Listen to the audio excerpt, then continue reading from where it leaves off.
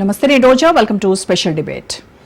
So ఈరోజు కవిత చెప్పినటువంటి media press మీట్లో చెప్పినటువంటి పాయింట్స్ పైన వాళ్ళ డిబేట్లో మాట్లాడదాం. అసలు ఆవిడ ఏం మాట్లాడిందంటే, లేఖ రాసింది నిజమే, ఆ లెటర్ లీక్ అయింది కూడా నిజమే, మధ్యలో మీ ఓవర్ యాక్షన్ ఏంటి, ఎందుకు తప్పుడు ప్రచారం చేస్తున్నారు? బీఆర్ఎస్ ఎమ్మెల్సీ కవిత మాటలివి.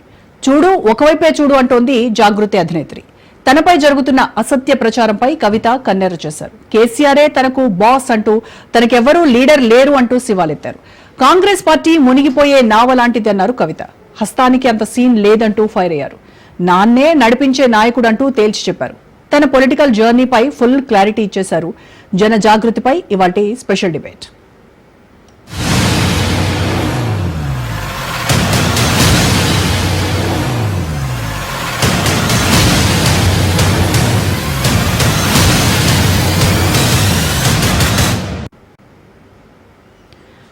ఆరు గ్యారంటీలపై నిలదీతలు, సంక్షేమ పథకాలపై రగడ, ఒకవైపు ధాన్యం కొనుగోలులో జాప్యం, మరోవైపు విద్యారంగంలో అంతులేని నిర్లక్ష్యం. అటు రైతు బంధు కష్టాలు, ఇటు నిధుల కటకట. అందుకే తెలంగాణలో రేవంత్ మార్క్ రాజకీయం స్పష్టంగా కనిపిస్తోంది. తమ వైఫల్యాలను దాచేందుకే ప్రయత్నిస్తోంది ప్రభుత్వం. ఎప్పటికప్పుడు డైవర్షన్ పాలిటిక్స్ ను తెరపైకి తెస్తోంది. నిత్యం ఏదో ఒక కాంట్రవర్సీ సృష్టించాలి, జనం దృష్టిని మళ్లించాలి, రాష్ట్రంలో అంతా బాగుంది అనే భ్రమ కల్పించాలన్నదే కాంగ్రెస్ వ్యూహం. ఆ దిశగానే అడుగులు పడుతున్నాయి. కవిత లేఖపై హస్తం శ్రేణులు అత్యుత్సాహం ప్రదర్శిస్తున్నాయి. టీ కప్పులో తుఫానులా మారింది తెలంగాణ రాజకీయం. చినికి చినికి గాలివానలా మారుతోంది.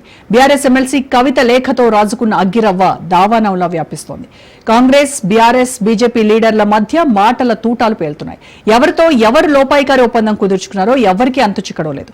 ఆరోపణలు, ప్రత్యారోపణలతో అన్ని పార్టీల లీడర్లు హీటెక్కిస్తున్నారు. తమదైన శైలిలో స్పందిస్తున్నారు.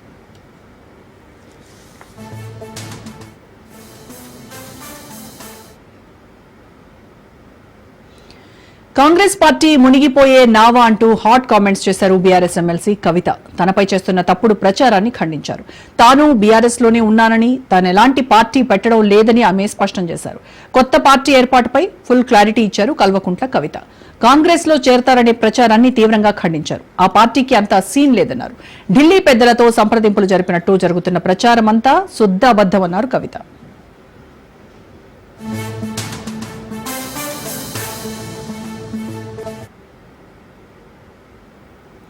తనకు తండ్రే సుప్రీం అన్నారు కల్వకుంట్ల కవిత. గులాబీ దళానికి నాయకుడు కేసీఆరేనని ఆమె చెప్పుకొచ్చారు.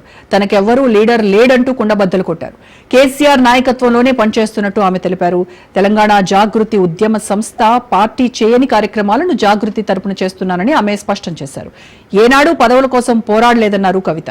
కడుపులో బిడ్డను పెట్టుకుని తెలంగాణ ఉద్యమంలో సైనికురాలిగా పనిచేశారని ఆమె గుర్తు చేశారు.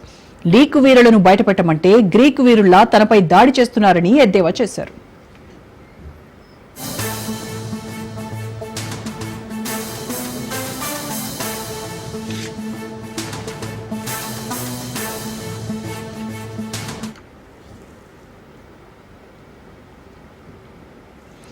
ఇప్పటికే బీఆర్ఎస్ అధిష్టానంపై వరుసగా లేఖాస్త్రాలు సంధిస్తున్న ఎమ్మెల్సీ కవిత మాస్టర్ స్కెచ్ తో మైండ్ గేమ్ మొదలుపెట్టారని ఆమె సన్నిహితులు చెబుతున్నారు. భవిష్యత్తులో ఈ వ్యవహారం ఏ మలుపు తిరగబోతుందో వేచి చూడాలి.